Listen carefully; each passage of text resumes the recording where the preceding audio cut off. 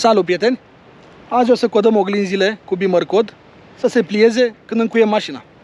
Haideți să vă arăt acum că opțiunea este dezactivată. Deci dacă încui mașina și țin apăsat pe buton, oglinzile nu se pliază. Intrăm în Bimmer Code, Connect. Aici o să intru la oglinzi și vedeți Fold Mirrors este dezactivat, nu este activ. O să activăm.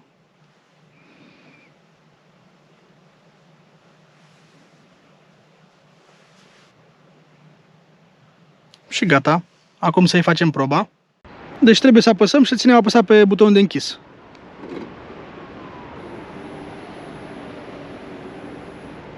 Și la deschis, doar apăsăm o dată și ele se deschid.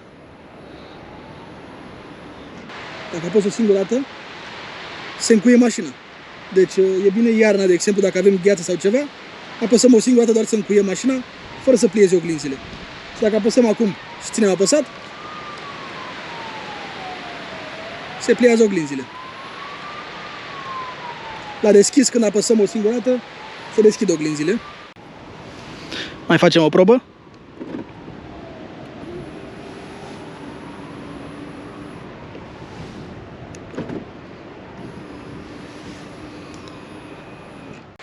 Prieteni, vă mulțumesc de vizionare și ne vedem la următorul video. V-am lăsat. Pa!